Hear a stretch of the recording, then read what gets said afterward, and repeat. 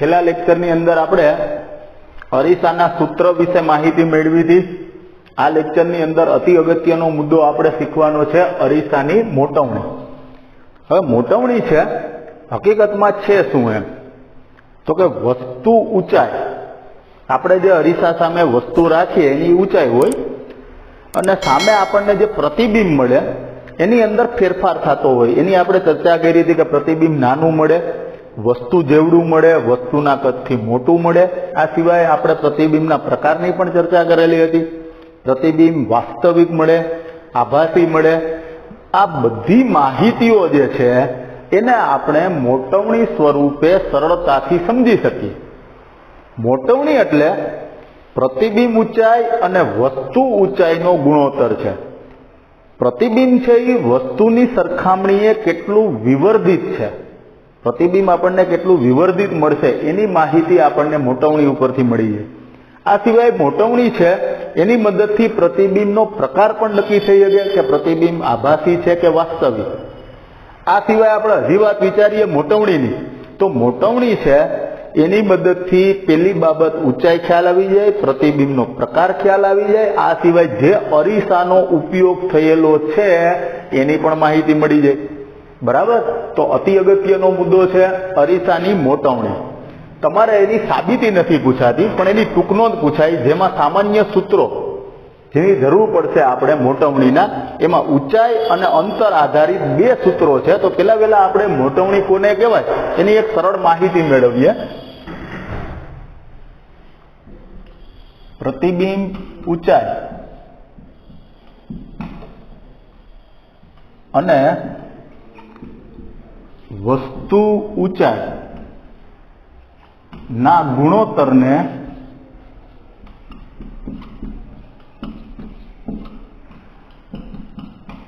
મોટવણી કહે છે। પ્રતિબિંબ ઊંચાઈ અને વસ્તુ ઊંચાઈના ગુણોત્તરને શું કહેવાય? મોટવણી। મોટવણી છે એને આપણે એમ વડે દર્શાવીએ, પ્રતિબિંબ ઊંચાઈ, પ્રતિબિંબ ઊંચાઈ છે એને આપણે h ડેશ વડે દર્શાવીએ છીએ। વસ્તુ ઊંચાઈ, વસ્તુની જે ઊંચાઈ છે એને આપણે h વડે દર્શાવીએ છીએ। તો આપણે મોટવણીનું આવું સાંકેતિક સ્વરૂપ એના સૂત્રને દર્શાવી શકીએ h ડેશ h। આ જે મોટવણીનું સમીકરણ છે એ ઊંચાઈ આધારિત છે। અહીંયા આપણે શેનો ઉપયોગ કર્યો તો કે ઊંચાઈનો ઉપયોગ કર્યો। આવી જ રીતના આપણને હજી એક મોટવણીનું સૂત્ર મળશે જે અંતર આધારિત છે। એ કેવી રીતે કામ કરે એની આપણે થોડીક વારમાં ચર્ચા કરશું। ધારો કે વસ્તુ અંતરને કઈ સંજ્ઞા વડે દર્શાવીએ આપણે? u વડે। અને પ્રતિબિંબ અંતર, પ્રતિબિંબ અંતરને કોના વડે દર્શાવીએ? v વડે।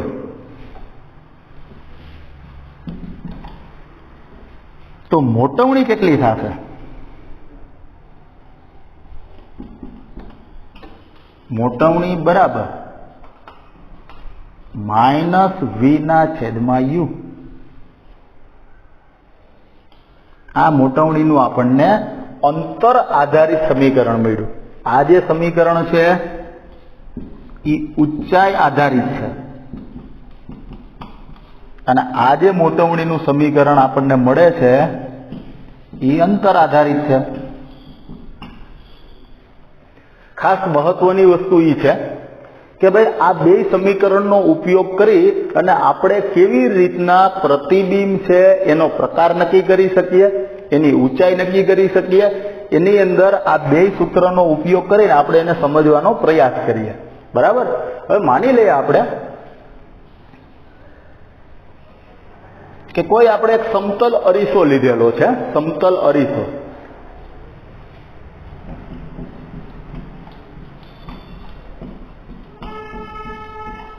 એની વસ્તુ ઊંચાઈ માની લ્યો કે 10 સેન્ટીમીટર છે, પ્રતિબિંબ ઊંચાઈ પણ 10 સેન્ટીમીટર છે।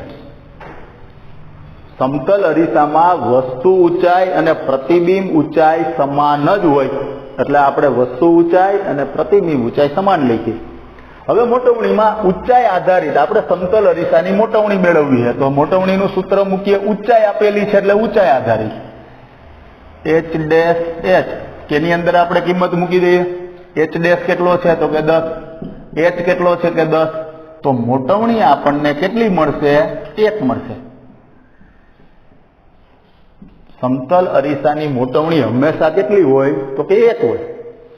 બીજી અગત્યની વાત ઈ છે મોટવણી છે જે 1 મળે છે બરાબર, બેયનો ગુણોત્તર 1 આવે છે. વસ્તુ છે હંમેશા મોટવણીની અંદર વસ્તુ છે કોઈ પણ અરીસાની સામે આપણે વસ્તુ રાખીએ તો એને મુખ્ય અક્ષની કઈ તરફ રાખીએ તો કે ઉપરની તરફ રાખીએ. એટલે વસ્તુ ઊંચાઈ પ્લસ કોઈ પણ અરીસો હોય એમાં વસ્તુ ઊંચાઈને કેવી લેવામાં આવે તો કે ધન લેવામાં આવે. આપણે એક મુદ્દો હજી એવો લખીએ મોટવણીમાં કે ભાઈ વસ્તુની ઊંચાઈ ધન લેવામાં આવે. વસ્તુ મુખ્ય અક્ષની ઉપર તરફ રાખવામાં આવે છે તેથી તેની ઊંચાઈ ધન લેવામાં આવે છે. હવે તમે થોડુંક વિચારો, પ્રતિબિંબ છે એ મુખ્ય અક્ષની ઉપરની તરફે મળશે અને કોની તરફ મળશે? નીચેની તરફે મળશે. તો આપણે એવું લખી શકીએ કે પ્રતિબિંબ આભાસી હશે તો મુખ્ય અક્ષની ઉપર હશે.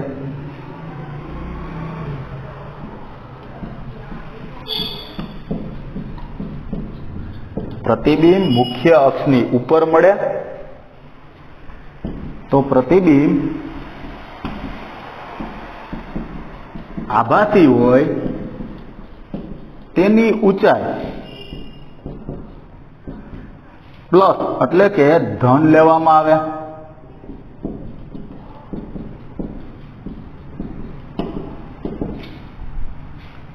જ્યારે પ્રતિબિંબ મુખ્ય અક્ષની નીચેની તરફ હોય, પ્રતિબિંબ મુખ્ય અક્ષની કઈ તરફ હોય છે? નીચેની તરફ. ત્યારે પ્રતિબિંબ કેવું હશે તો કે વાસ્તવિક. ત્યારે પ્રતિબિંબ વાસ્તવિક હોય, ઊંચાઈ ઋણ લેવામાં આવે. આપણે અહીંયા કાર્ટેશિયન સંજ્ઞા પદ્ધતિના મુદ્દાનો જ ઉપયોગ કર્યો. અહીંયા સમતલ અરીસા છે એની માહિતી આપણે સમજી લઈએ. સમતલ અરીસામાં કે કોઈ પણ અરીસામાં વસ્તુને મુખ્ય અક્ષની ઉપર તરફ રાખેલી હોય એટલે કે વસ્તુ ઊંચાઈ પ્લસ જ લેવામાં આવે. બીજી અગત્યની વાત, સમતલ અરીસામાં પ્રતિબિંબ છે એ આભાસી જ મળે, હંમેશા આભાસી મળે. તો એની ઊંચાઈ કેવી લેવામાં આવે? પ્લસ લેવામાં આવે. તો આપણો જે જવાબ 1 આવે છે એ જવાબ આપણો કેવો આવ્યો તો કે પ્લસ આવ્યો. સમતલ અરીસાની મોટવણી હંમેશા +1 હોય.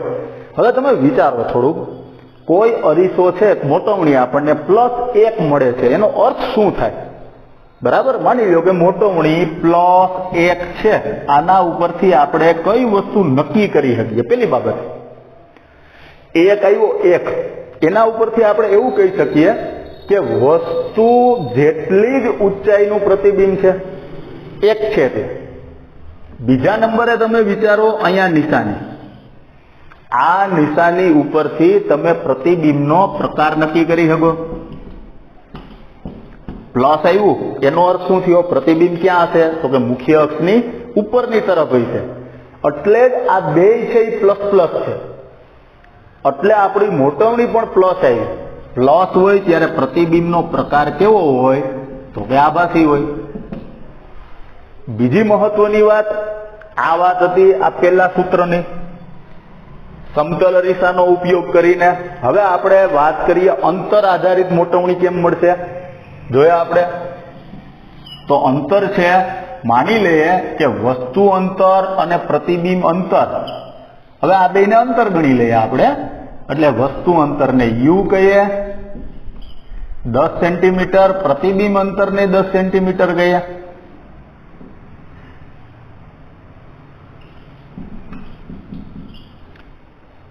આ જે અંતરનો ઉપયોગ કરી અને આપણે મોટવણી મેળવવાનો પ્રયાસ કરીએ, બરાબર. તો વસ્તુ છે, તમે વિચારો કે અરીસાની કઈ બાજુએ રાખેલી છે, તો કે ડાબી બાજુએ. તો વસ્તુ અંતર કેવું આવશે? માઇનસ આવશે.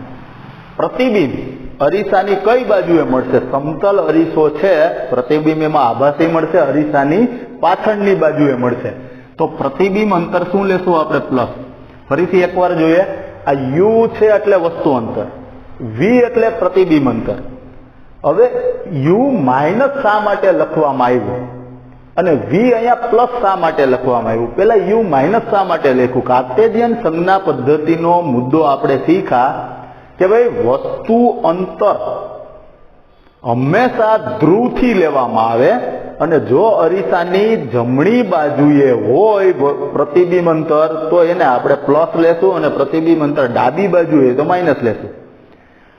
વસ્તુ છે અરીસાની ડાબી બાજુએ જ રાખેલી હોય તો હંમેશા ઈ માપ ધ્રુવથી કઈ દિશામાં થયું? ડાબી બાજુએ. ડાબી બાજુએ થયું એટલે કોઈ પણ અરીસો હોય હંમેશા વસ્તુ અંતર કેવી હોય? માઇનસ જ હોય. અરીસો સમતલ હોય, અંતરગોળ હોય કે બહિર્ગોળ હોય.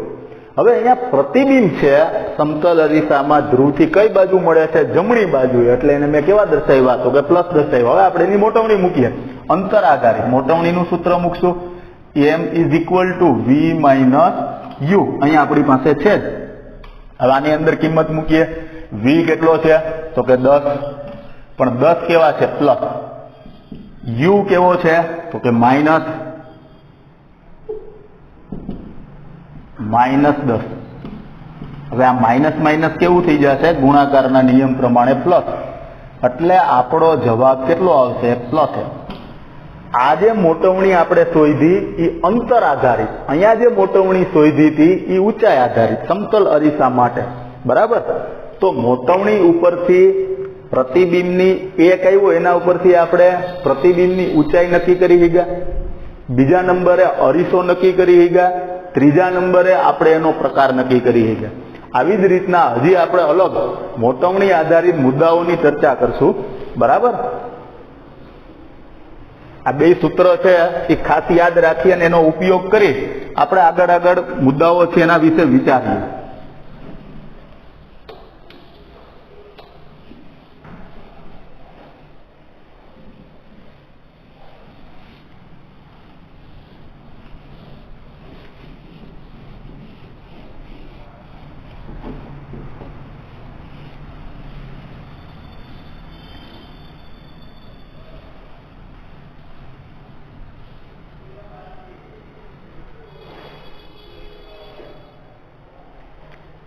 ખાસ યાદ રાખીએ, મોટવણી પરથી પ્રતિબિંબ નો પ્રકાર નક્કી કરવો.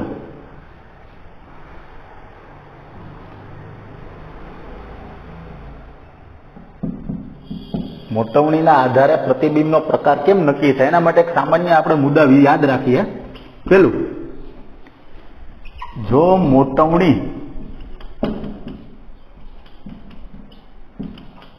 ધન મળે એટલે કે પ્લસ, અથવા મોટવણી કેવી આવશે? આપણો જવાબ છે કા પ્લસ આવશે, અથવા કેવો આવશે? તો કે માઇનસ આવશે. જો મોટવણી ઋણ મળે, હવે ધન મળશે અથવા ઋણ મળશે એના આધારે પ્રતિબિંબનો પ્રકાર કેવી રીતે નક્કી કરવો? જો મોટવણી ધન મળે તો આપણે ખાસ યાદ રાખશું કે પ્રતિબિંબ છે એ આભાસી જ મળશે. પ્રતિબિંબનો પ્રકાર કેવો થશે? તો કે આભાસી. પ્રતિબિંબ કેવું મળશે? તો કે આભાસી મળે. પ્રતિબિંબ આભાસી હોય છે. મોટવણી ધન હોય તો પ્રતિબિંબ કેવું હોય? આભાસી. હાલ, હવે મોટવણી ઋણ હોય તો પ્રતિબિંબ કેવું હશે? તો કે પ્રતિબિંબ વાસ્તવિક હોય છે.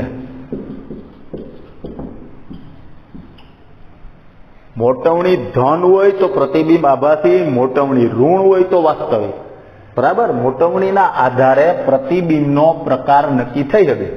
આપણે આ બે મુદ્દાઓને સમજવાનો એક પ્રયાસ કરીએ. ચાલો હવે આપણે મોટવણી આધારિત પ્રતિબિંબનો પ્રકાર, ધન મોટવણી, ઋણ મોટવણી ના આધારે આપણે પ્રતિબિંબનો પ્રકાર નક્કી થઈ શકે એ આપણે જુદા જુદા અરીસાનો ઉપયોગ કરીને જોઈએ. તમને બધાને ખ્યાલ જ છે કે સમતલ અરીસો છે એનાથી હંમેશા આભાસી પ્રતિબિંબ મળે. વક્ર અરીસાની વાત કરીએ તો બહિર્ગોળ અરીસાથી હંમેશા આભાસી પ્રતિબિંબ મળે છે. બરાબર. સમતલ અરીસાનું હમણાં જ આપણે જોયું કે ભાઈ આભાસી પ્રતિબિંબ શા માટે આપણને મળ્યું, તો કે અરીસાની પાછળ પ્રતિબિંબ મળે છે અને એની મોટવણી કેવી મળી હતી? ધન મળી હતી. બરાબર. આવી જ રીતના આપણે બહિર્ગોળ અરીસાનો ઉપયોગ કરીએ. બહિર્ગોળ અરીસો, માની લો કે અરીસાથી મેં કોઈ વસ્તુ છે 10 સેન્ટીમીટર ઊંચાઈની મેં એક વસ્તુ મૂકી છે બહિર્ગોળ અરીસામાં. વસ્તુ ઊંચાઈ કેટલી છે? 10 સેન્ટીમીટર. વસ્તુને હંમેશા ક્યાં રાખીએ આપણે? મુખ્ય અક્ષની ઉપર. એટલે આપણે પ્લસ લખીએ. હવે એનું પ્રતિબિંબ જે મને મળશે એ મુખ્ય અક્ષની ઉપર જ મળશે બહિર્ગોળ અરીસામાં પણ. એનું કારણ શું? તો કે બહિર્ગોળ અરીસાથી મળતા પ્રતિબિંબ હંમેશા કેવા હોય છે? આભાસી. આભાસી પ્રતિબિંબ હંમેશા મુખ્ય અક્ષની કઈ બાજુ હોય? તો કે ઉપર તરફ હોય. હવે એનું પ્રતિબિંબ આભાસી અને નાનું હોય એટલે આપણે અહીંયા ધારી લઈએ કે 5 સેન્ટીમીટરની ઊંચાઈનું પ્રતિબિંબ મળે છે. આભાસી પ્રતિબિંબ છે એટલે એની ઊંચાઈ મુખ્ય અક્ષની ઉપર મળે છે એટલે આપણે એની ઊંચાઈ પ્લસ લખીએ. હવે આની મોટવણી લઈએ આપણે. મોટવણીનું સૂત્ર મૂકશું. m = h'/h. કિંમત મૂકીએ આપણે. પ્રતિબિંબની ઊંચાઈ કેટલી છે? 5. વસ્તુની ઊંચાઈ કેટલી છે? તો કે 10. તો આપણને મોટવણી છે એ 0.5 મળી. મહત્વની વાત, મોટવણી આપણને કેવી મળે છે? તો કે પ્લસ મળી. આ નિશાની ઉપરથી આપણે પ્રતિબિંબનો પ્રકાર નક્કી કરી શકીએ. મોટવણી ધન હોય તો પ્રતિબિંબ કેવું? તો કે આભાસી. બરાબર. હવે આપણે અંતર્ગોળ અરીસા વિશે વિચારીએ.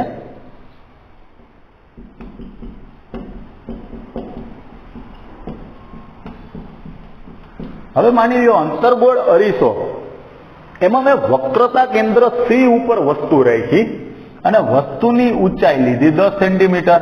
વસ્તુ ક્યાં મળશે આપણે રાખવાની હોય? તો કે મુખ્ય અક્ષની ઉપરની તરફ. એટલે એ માપ હું લઈ લઉં પ્લસ. હવે એનું પ્રતિબિંબ, વક્રતા કેન્દ્ર C ઉપર વસ્તુ રાખીએ તો પ્રતિબિંબ પણ આપણને ક્યાં મળશે? તો કે વક્રતા કેન્દ્ર C ઉપર મળશે અને એટલી જ ઊંચાઈનું મળશે. એટલે આપણે પ્રતિબિંબ ઊંચાઈ 10 સેન્ટીમીટર. હવે તમારે એ વિચારવાનું છે કે પ્રતિબિંબ મુખ્ય અક્ષની ઉપરની તરફ મળશે કે નીચેની તરફ? 100% પ્રતિબિંબ મુખ્ય અક્ષની નીચેની તરફ મળશે. એનું કારણ શું? પ્રતિબિંબ છે એ વાસ્તવિક છે. તો નીચેની તરફ જે પ્રતિબિંબ મળતું હોય એની આપણે ઊંચાઈ કેવી લેશું? માઇનસ. હવે આપણે એની મોટવણી શોધીએ તો એનું સૂત્ર છે h'/h. h' કેટલું? તો કે -10. h કેટલું? તો કે +10. જવાબ આપણને જે મળશે એ -1 મળ્યું. આ તમે નિશાનીને બરાબર જોવું, માઇનસ મળી. માઇનસ નિશાની હોય તો આ જે પ્રતિબિંબ છે એ કેવું મળ્યું? વાસ્તવિક. મોટવણી માઇનસ તો પ્રતિબિંબ વાસ્તવિક. મોટવણી છે એ ધન મળી તો પ્રતિબિંબ કેવું મળ્યું? આભાસી. તો આપણે મોટવણી છે એ ધન હોય તો પ્રતિબિંબ આભાસી, મોટવણી ઋણ હોય તો પ્રતિબિંબ કેવું? વાસ્તવિક. ચાલો હજી આપણે આગળ વિચારીએ કે ભાઈ અરીસાનો પ્રકાર કેવી રીતે મોટવણી ઉપરથી નક્કી થાય, તો એની આપણે ચર્ચા કરીએ.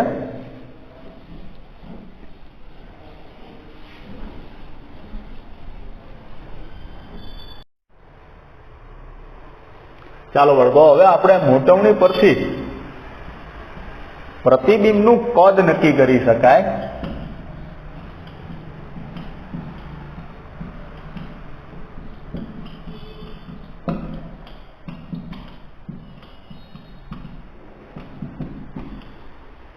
મોટવણી આપણને આપેલી હોય તો આપણે પ્રતિબિંબ નાનું છે, મોટું છે, વસ્તુના કદ જેવડું છે, એ બધી માહિતીઓ છે એ આપણે નક્કી કરી શકીએ.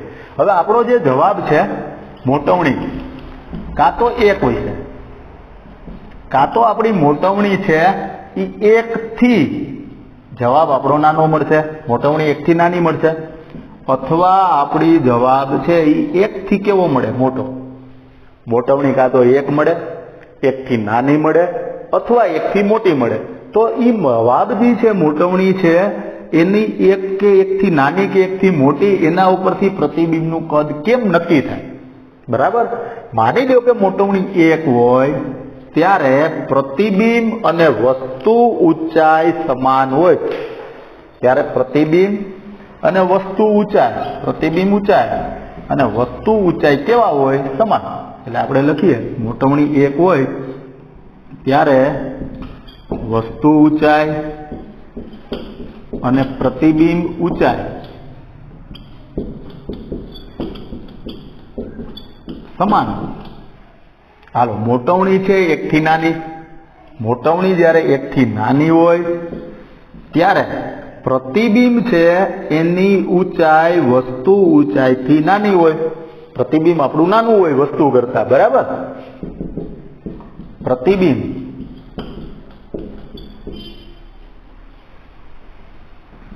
ની ઊંચાઈ વસ્તુની ઊંચાઈ કરતા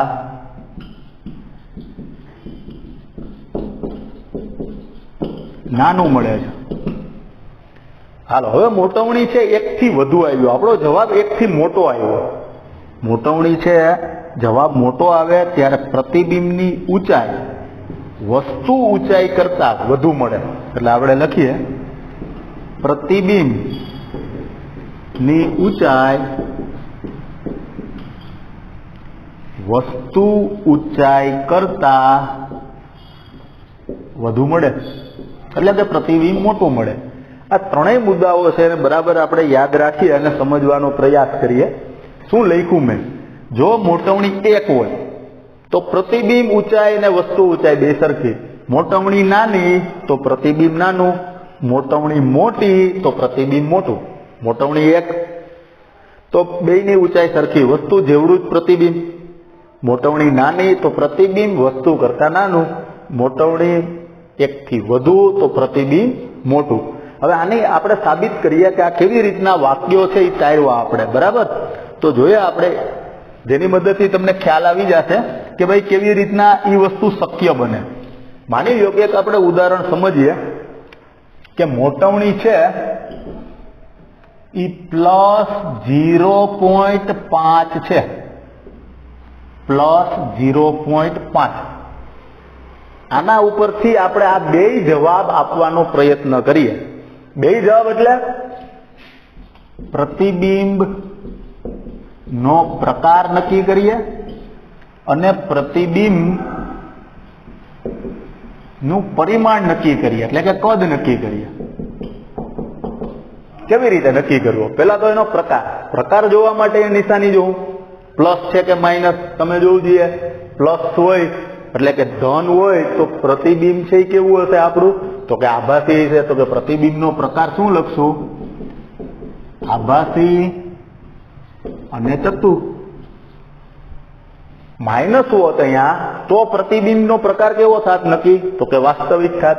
હાલો, હવે એના પછીનો મુદ્દો, પ્રતિબિંબનું કદ આપણે નક્કી કરવું છે. તો એના માટે આ સંખ્યા જોઉં. 1 થી કેવી છે સંખ્યા? 1 થી 0.5 નાની થઈ, મોટવણી નાની થઈ. 1 થી નાની મોટવણી હોય ત્યારે મેં કીધું હતું કે પ્રતિબિંબ કેવું મળે? તો કે નાનું મળે. તો પ્રતિબિંબનું પરિમાણ શું લખશું આપણે? તો કે વસ્તુના કદથી પ્રતિબિંબ નાનું મળે, બરાબર. હવે આપણો જે મુદ્દો છે આવો જવાબ ક્યારે પોસિબલ છે, બરાબર. તો એના માટે આપણે એક ઉદાહરણ વિચારીએ કે ભાઈ 0.5 જવાબ ક્યારે આવશે? તો કે વસ્તુની ઊંચાઈ 2 સેન્ટીમીટર લઈએ. વસ્તુની ઊંચાઈ કેટલી લઈએ આપણે? 2 સેન્ટીમીટર. પ્રતિબિંબની ઊંચાઈ 1 સેન્ટીમીટર લો એટલે પ્રતિબિંબ છે એ વસ્તુ કરતા કેવું થઈ ગયું? નાનું થઈ ગયું. મોટવણીનું આપણે સૂત્ર લખીએ m = h dash by h, h dash h 2 એટલે જવાબ આવ્યો 0.5. હવે આ બે મૂલ્યો આપણે કેવા લેવા જો? આ તો પ્લસ જ હોય, આ પ્લસ લઈએ બરાબર, તો જ જવાબ આપણો પ્લસ 0.5 આવે. હવે અહીંયા તમે જો પ્રતિબિંબની ઊંચાઈ પ્લસ લખી એટલે એનો અર્થ એમ થયો કે પ્રતિબિંબ મુખ્ય અક્ષની ઉપર તરફ મળે છે. મુખ્ય અક્ષની ઉપરની તરફ જો પ્રતિબિંબ મળતું હોય તો એ પ્રતિબિંબ કેવું થયું? આભાસી થયું. તો અહીંયા આપણે એ જ મુદ્દો લખેલો છે કે ભાઈ પ્લસ હોય, મોટવણી ધન મળે તો પ્રતિબિંબ આભાસી. હાલો બીજી બાબત, જવાબ આપણો આવ્યો 0.5. એના ઉપરથી કદ નક્કી થયું. અહીંયા તમે જો રકમની અંદર કદ છે 1 સેન્ટીમીટર મેં લીધું બરાબર. પ્રતિબિંબ વસ્તુ કરતા નાનું છે તો મોટવણી છે 1 થી કેવી આવી? નાની બરાબર. જો મોટવણી 1 થી નાની આવે તો પ્રતિબિંબ વસ્તુ કરતા નાનું મળે. તો અહીંયા એ મુદ્દો આપણે ચકાસીએ બરાબર કે મોટવણી છે એ 1 થી કેવી છે? નાની છે. મોટવણી 1 થી નાની હોય તો પ્રતિબિંબની ઊંચાઈ વસ્તુ ઊંચાઈ કરતા કેવી હશે? ઓછી હશે. પ્રતિબિંબ નાનું હોય છે. હવે મહત્વની વાત, આપણે આના ઉપરથી અરીસાનો પ્રકાર નક્કી કરી શકીએ. હવે માની લો કે અરીસો આમે કયો વપરાયેલો હોય છે, તમે સરળતાથી કહી શકો. આભાસી પ્રતિબિંબ ત્રણેય અરીસામાં મળે. સમતલમાંય મળશે, અંતરગોળમાંય મળે અને બહિર્ગોળમાંય મળે. એક વાત ખાસ યાદ રાખવાની છે, સમતલ અરીસામાં પ્રતિબિંબની ખાસિયત એક આવી હતી કે વસ્તુ ઊંચાઈ અને પ્રતિબિંબ ઊંચાઈ સમાન જ હોય. અહીંયા વસ્તુ ઊંચાઈ પ્રતિબિંબ ઊંચાઈ સમાન નથી તો આ અરીસો સમતલ હશે નહીં. હાલો આગળ નવું વિચારીએ, અંતરગોળ અરીસા વિશે વિચારીએ. અંતરગોળ અરીસામાં આભાસી પ્રતિબિંબ મળે. અંતરગોળ અરીસામાં જે આભાસી પ્રતિબિંબ આપણને મળે છે એની અંદર પ્રતિબિંબ મોટું મળે છે. P અને F ની વચ્ચે વસ્તુને મૂકીએ ત્યારે પ્રતિબિંબ આભાસી મળે અને કેવું મળે? મોટું. તો મોટું પ્રતિબિંબ મળતું હોય તો ઈ અરીસો કયો થયો? આભાસી અને મોટું. તો ઈ અરીસો અંતરગોળ થયો. હવે વાત આવી બહિર્ગોળ અરીસો. તો બહિર્ગોળ અરીસાની અંદર પણ આભાસી પ્રતિબિંબ મળે પણ પ્રતિબિંબ નાનું મળે. અહીંયા તમે જો પ્રતિબિંબ કેવું છે? નાનું છે બરાબર, અને આભાસી જ છે. પ્લસ એટલે અહીં મોટવણી પ્લસ આવી એટલે પ્રતિબિંબ આભાસી થયું. 1 થી નાનો જવાબ આવ્યો એટલે પ્રતિબિંબ નાનું. તો આ અરીસો કયો હોય? આ અરીસો છે એ બહિર્ગોળ અરીસો જ હોય. હવે માની લો હજી એક આપણે ઉદાહરણ વિચારીએ. માની લો કે મોટવણી છે એ -0.5 છે. મોટવણી કેટલી છે? -0.5. તમે વિચારો કે પ્રતિબિંબનો પ્રકાર કયો થાય? માઇનસ છે એટલે પ્રતિબિંબનો પ્રકાર કયો થયો? ઋણ મોટવણી હોય તો પ્રતિબિંબ વાસ્તવિક પ્રતિબિંબ માત્ર અને માત્ર અંતરગોળ અરીસામાં જ મળે. વાસ્તવિક પ્રતિબિંબ ક્યાં અરીસામાં મળશે? અંતરગોળ અરીસામાં જ. એટલે અરીસો તો સરળતાથી નક્કી થઈ ગયો. મોટવણી માઇનસ હોય તો એ અરીસો અંતરગોળ જ હોય. પ્લસ હોય તો 3 માંથી કોઈ પણ અરીસા હોય. મોટવણી છે પ્લસ હોય તો 3 માંથી કોઈ પણ અરીસા હોય બરાબર.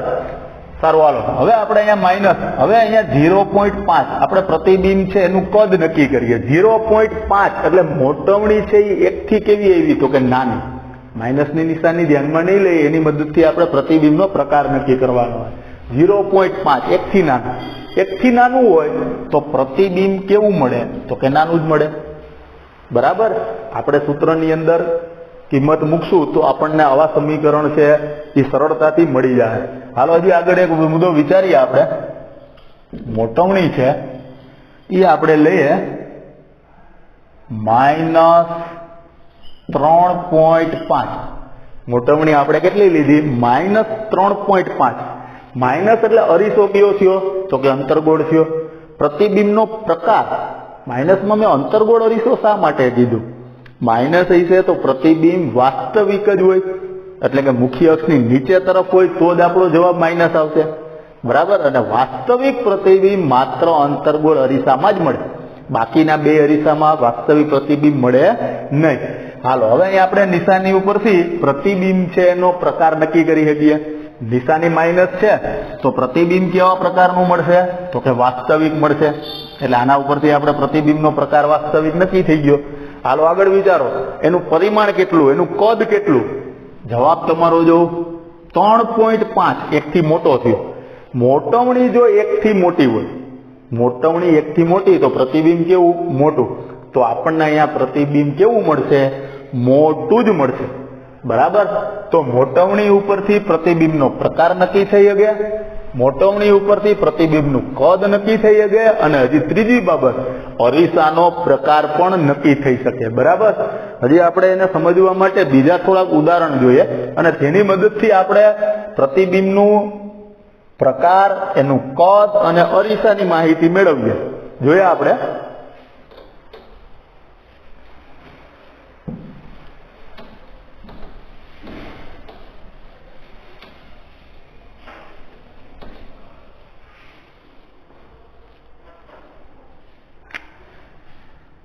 અહીંયા હું અરીસાની મોટવણી લખું છું, પ્રતિબિંબનો પ્રકાર લખું છું, અને પ્રતિબિંબનું પરિમાણ એટલે કે પ્રતિબિંબ નાનું કે મોટું, અને અહીંયા અરીસાનો પ્રકાર. આ પ્રશ્નોના જવાબ આપણે મેળવવાનો પ્રયત્ન કરીએ.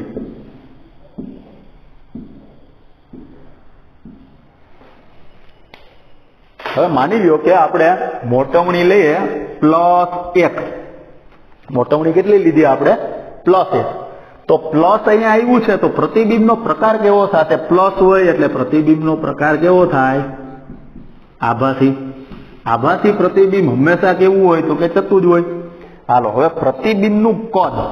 કદ કોના આધારે નક્કી થાય? અહીંયા જે સંખ્યા લખી એના આધારે. 1 હોય એનો અર્થ શું થયો? કે વસ્તુ ઊંચાઈ અને પ્રતિબિંબ ઊંચાઈ કેવી હોય? તો કે સમાન હોય. તો પ્રતિબિંબનું કદ વસ્તુ એટલે આપણે લખીએ પ્રતિબિંબનું કદ વસ્તુ જેવડું જ હોય. હવે અરીસો કયો હોય છે? અહીંયા વસ્તુ ઊંચાઈ ને પ્રતિબિંબ ઊંચાઈ સમાન હોય, અને પ્રતિબિંબ જો આભાસી હોય તો અરીસો છે એ સમતલ જ હોય. બરાબર. હાલો હજી આગળ આપણે એક મુદ્દાનું નિરાકરણ હજી જોઈએ આપણે. માની લ્યો કે -1 મોટવણી છે. કેટલી છે? -1. -1 હોય તો આ નિશાનીના આધારે પ્રતિબિંબનો પ્રકાર માઇનસ છે, તો પ્રતિબિંબ કયા પ્રકારનું થશે? પ્રતિબિંબનો પ્રકાર વાસ્તવિક. વાસ્તવિક પ્રતિબિંબ હંમેશા કેવું હોય? તો કે ઉલટું જ હોય. હાલો હવે આપણે એના પછીનો મુદ્દો વિચારીએ, પ્રતિબિંબનું કદ. એના માટે સંખ્યા જોવાની. 1 હોય ત્યારે પ્રતિબિંબ ઊંચાઈ અને વસ્તુ ઊંચાઈ બે સમાન જ હોય. હવે અરીસાનો પ્રકાર, અહીંયા માઇનસ છે તો સમતલ અરીસો હોય નહીં. માઇનસનો અર્થ શું થાય? પ્રતિબિંબ વાસ્તવિક મળ્યું. વાસ્તવિક પ્રતિબિંબ સમતલ અરીસાથી મળશે નહીં. હમણાં જ મેં કીધું હતું વાસ્તવિક પ્રતિબિંબ માત્ર અને માત્ર અંતર્ગોળ અરીસાથી જ મળે.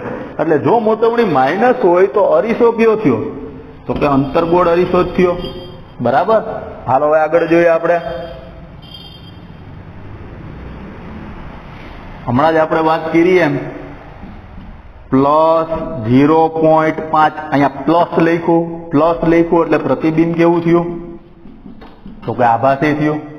પ્રતિબિંબનું કદ માટે આ સંખ્યા જોવાની 0.5, 1 થી નાનું છે તો પ્રતિબિંબની ઊંચાઈ વસ્તુની ઊંચાઈ કરતા કેવી હશે? ઓછી જશે, કદ નાનું જશે.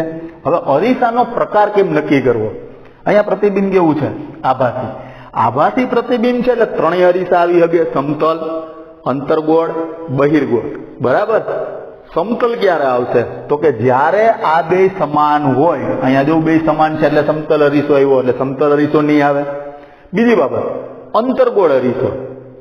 અંતર્ગોળ અરીસો એમાં આભાસી પ્રતિબિંબ મોટું મળે, તો અહીંયા નાનું છે પ્રતિબિંબ એટલે અંતર્ગોળ અરીસો નહીં આવે. તો હવે બાકી કયો રહ્યો? તો કે બહિર્ગોળ અરીસો. બહિર્ગોળ અરીસાથી મળતા પ્રતિબિંબ આભાસી અને કેવા હોય? નાના હોય. એટલે આપણે અહીંયા અરીસાનો પ્રકારની વાત કરીએ તો કયો અરીસો આવશે? તો કે બહિર્ગોળ અરીસો. હાલો આગળનો મુદ્દો હજી વિચારીએ આપણે. +3.0. +3.0 મેં લખ્યું, એનો અર્થ એમ થયો અહીંયા પ્લસ એટલે પ્રતિબિંબનો પ્રકાર કેવો? તો કે આભાસી. હાલો હવે અહીંયા 3 છે, એકથી મોટું. એકથી મોટું હોય તો પ્રતિબિંબ વસ્તુ કરતા કેવું મળશે? મોટું મળશે. આભાસી અને મોટું પ્રતિબિંબ હોય તો અરીસો કયો થયો? અંતર્ગોળ. આભાસી અને નાનું પ્રતિબિંબ હોય તો અરીસો કયો થયો? બહિર્ગોળ. આભાસી અને વસ્તુના કદ જેવડું જ પ્રતિબિંબ હોય તો અરીસો કયો થયો? સમતલ. હવે હજી એક છેલ્લો મુદ્દો આપણે જોઈ લઈએ. માની લ્યો કે -4.5 -4.5 માઇનસ છે એટલે પ્રતિબિંબ કેવું થયું? વાસ્તવિક થયું. નિશાનીના આધારે પ્રતિબિંબનો પ્રકાર નક્કી થઈ જાય. હવે અહીંયા સંખ્યા જે છે તમારે માઇનસ છે એટલે માઇનસની નિશાનીની મદદથી પ્રકાર નક્કી થઈ ગયો. હવે આપણે સંખ્યાને જ કાઉન્ટ કરવાની છે. 4.5 એકથી મોટું છે. એકથી મોટું હોય તો પ્રતિબિંબ વસ્તુ કરતા મોટું જઈશે, વધુ ઊંચાઈનું જઈશે. હાલ હવે અરીસો કયો? પ્રતિબિંબ વાસ્તવિક છે. વાસ્તવિક હોય એટલે અરીસો કયો થયો? તો કે અંતર્ગોળ થયો. તો આવા જુદા જુદા માપ લઈ, મોટવણી લઈ અને તમે એના જવાબ, પ્રતિબિંબનો પ્રકાર, પ્રતિબિંબનું કદ અને અરીસાનો પ્રકાર બરાબર તમારે લખવાનો પ્રયાસ કરવાનો છે. તમને હોમવર્ક આપી દઉં. મોટવણી હું અહીંયા બાજુમાં લખી દઉં છું. મોટવણી તમારે એનો પ્રકાર, કદ અને અરીસાનો પ્રકાર નક્કી કરીને મને કહેવાનો છે. બરાબર? અહીંયા મોટવણી આપણે લખી નાખીએ. આ બધી વસ્તુઓ જે છે તમને આપેલી જ છે. બરાબર? ફરીથી એક વખત રિપીટ હોમવર્કમાં તમારે લખવાની છે.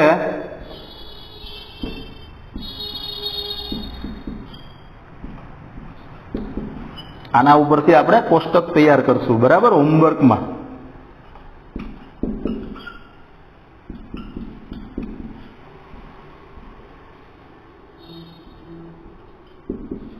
આ બધાય જવાબ તમારે હોમવર્કમાં લખવાના છે.